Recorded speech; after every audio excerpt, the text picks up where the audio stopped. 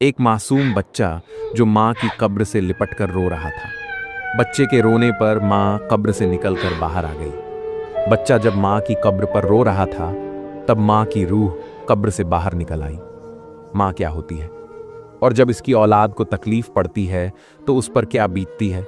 आज का यह वाकया सुनकर आपका ईमान ताज़ा हो जाएगा। माँ से मोहब्बत करने वाले इस वाक़े को ज़रूर सुनिएगा। भारत में एक छोटा सा परिवार बसता था। हसन, उसकी बीवी फातिमा और उनका 5 साल का बेटा अली।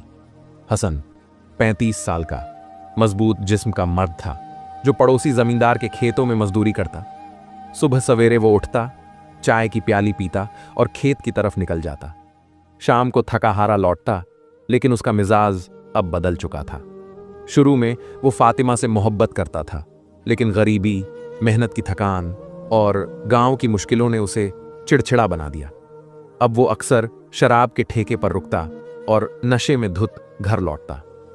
ये जिंदगी क्या है, बस मेहनत और फकीरी, वो बड़बड़ाता। फातिमा पर उसका गुस्सा बढ़ता गया और वो छोटी छोटी बातों पर चिल्लाने लगा। फातिमा 30 साल की एक सादी और सब्र वाली औरत थी। वो अपने घर को जन्नत बनाती थी। सुबह से शाम तक वो घर के काम में डूबी रहती, रोटी बनाना, कपड़े धोना, घर साफ करना, लेकिन उसकी असली खुशी थी उसका बेटा अली। अली उसकी जान था। उसकी छोटी छोटी आंखें, काले घुंघराले बाल और मासूम हंसी फातिमा के लिए पूरी दुनिया थी। वो अली को सुबह उठाती, उसे नहलाती, गर्म दूध बनाती और गोद में बिठाकर कहानियां सुनाती। बेटा, एक दिन तू बड़ा आदमी बनेगा, डॉक्टर या इंजीनियर, वो मुस्कुराते हुए कहती। अली अपनी मासूम आवाज में जवाब देता, अम्मी, मैं तुझको बड़ा घर दूंगा और कभी ना छोड़ूंगा। फातिमा हंस पड़ती और उसके गाल चूम लेती। उसकी ममता इतनी गहरी थी कि वो खुद भूखी रहकर भी अली को अच्छा खाना खिलाती। गांव वाले फातिमा को बहुत चाहते।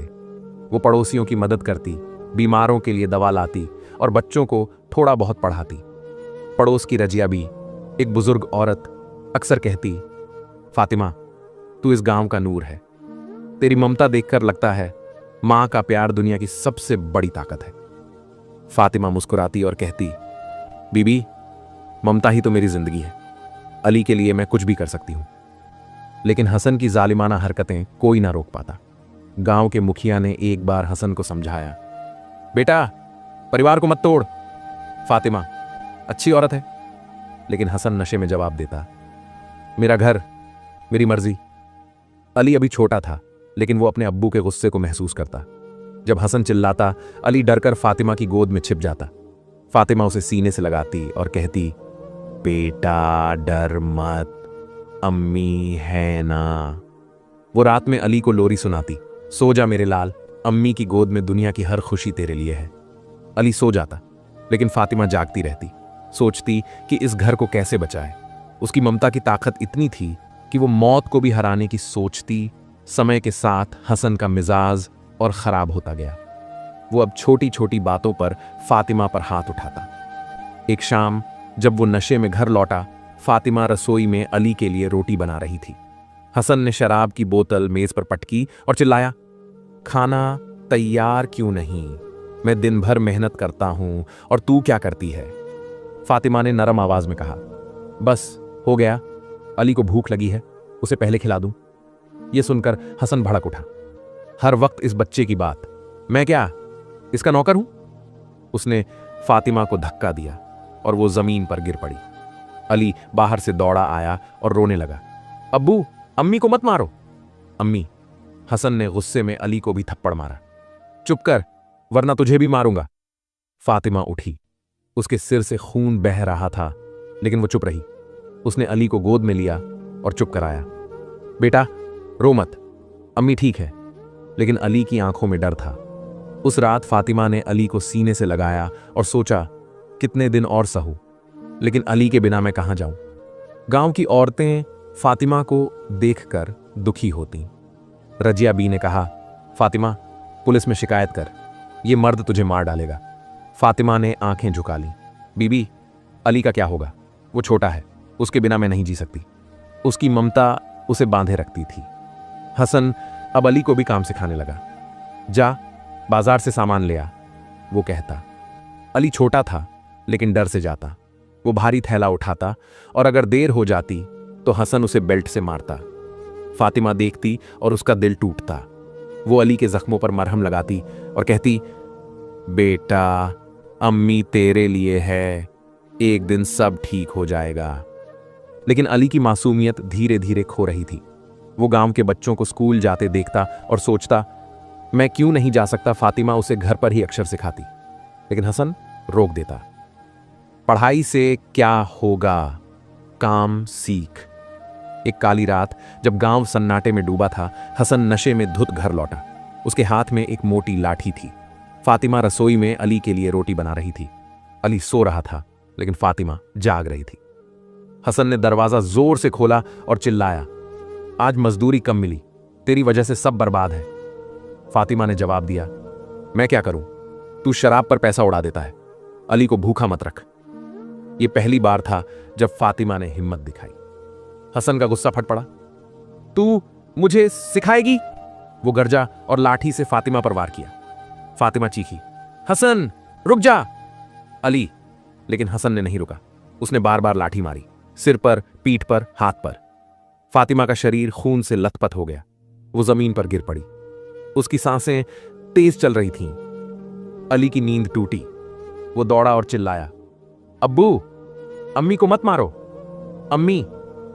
हसन ने अली को लात मारी और बाहर चला गया, नशे में बड़बड़ाते हुए। जब वो लौटा, फातिमा हिल नहीं रही थी। उसकी आंखें बंद थीं और सांसें थम चुकी थीं। हसन डर गया।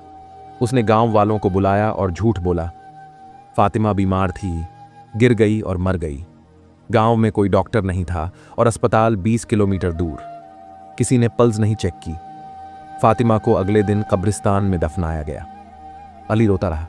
वो कब्र के पास खड़ा था और बिलखता, अम्मी उठो ना, मुझे भूख लगी है, अम्मी। लेकिन फातिमा नहीं उठी। उसकी ममता मौत के बाद भी जिंदा थी और उसकी ताकत अभी प्रकट होने वाली थी। फातिमा की मौत के बाद अली की दुनिया उजड़ गई। वो हर रात रोता, अपनी अम्मी की चादर को सीने से लगाता। हसन ने उसे चुप कराने के लिए पीटा। रो मत, अब तुझे मेरी बात माननी पड़ेगी। अली को घर के काम सौंप दिए गए, झाड़ू लगाना, पानी भरना, बर्तन धोना।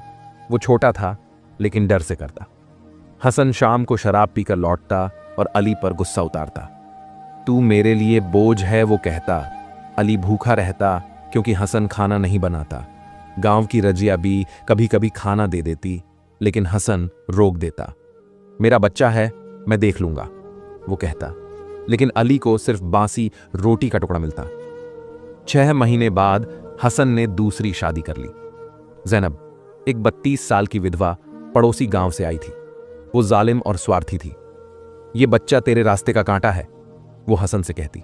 हसन जवाब देता, ये काम करता है, रहने दे। जैनब ने अली की जिंदगी को जहन्नम बना दिया। वो उसे सुबह 4 बजे उठाती, कपड़े धोना, रसोई साफ करना, बाजार जाना। अगर गलती होती तो डंडे से मारती। निकम्मा, तू यहां मुफ्त खाता है, वो ताने मारती। हसन भी अब जैनब के साथ मिलकर अली को पीटता।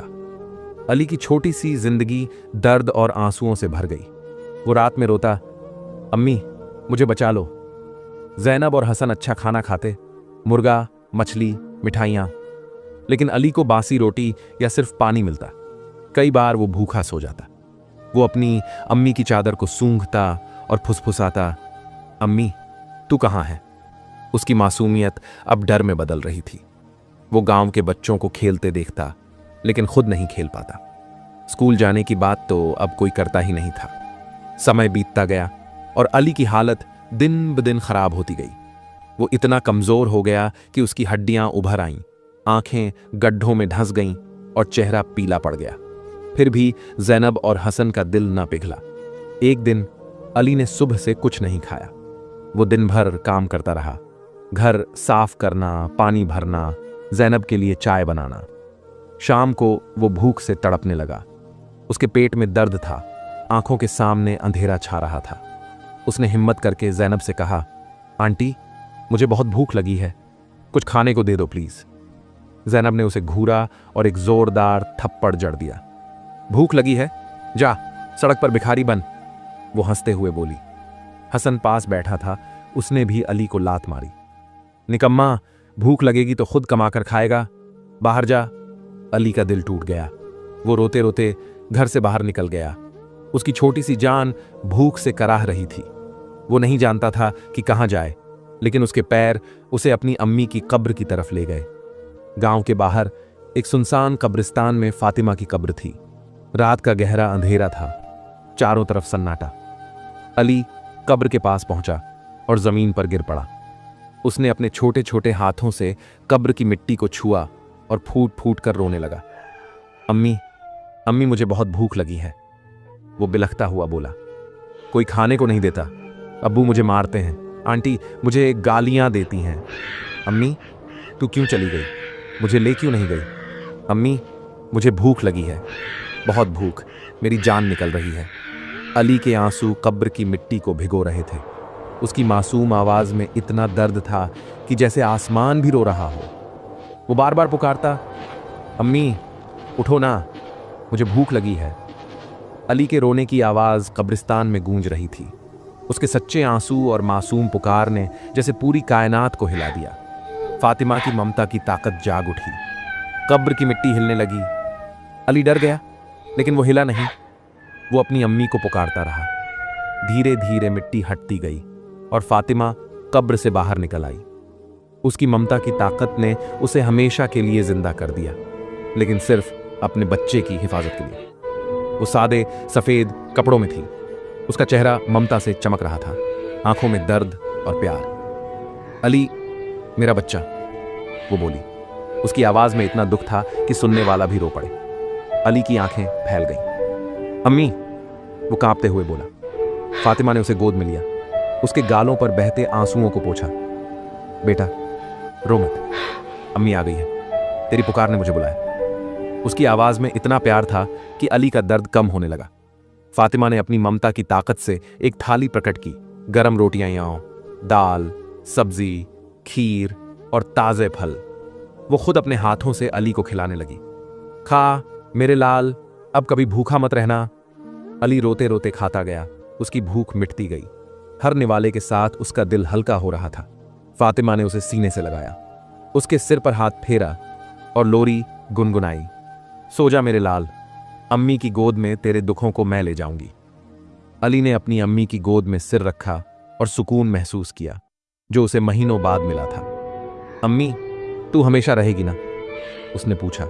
उसकी आंखों में आंसू थे। फातिमा ने कहा, बेटा, ममता कभी मरती नहीं, मैं हमेशा तेरे साथ हूं, लेकिन अब मुझे जाना होगा। फातिमा की ममता की ताकत ने अली की भूख मिटा दी, लेकिन वो ज्यादा देर नहीं रुक सकती थी।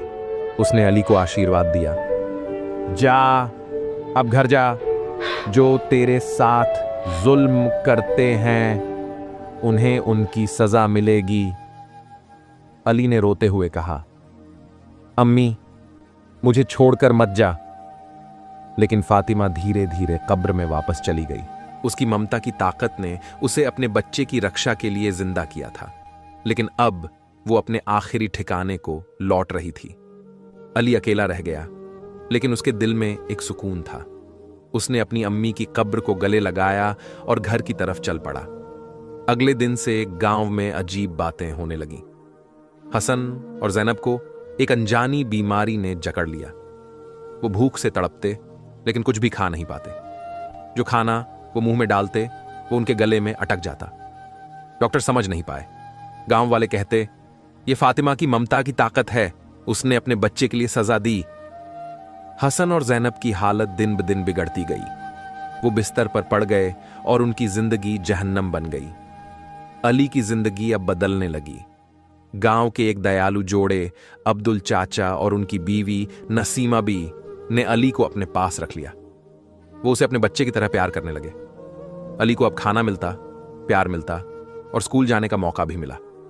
वो हर दिन अपनी अम्मी की कब्र पर जाता, एक फूल चढ़ाता और कहता, अम्मी तूने मुझे बचा लिया।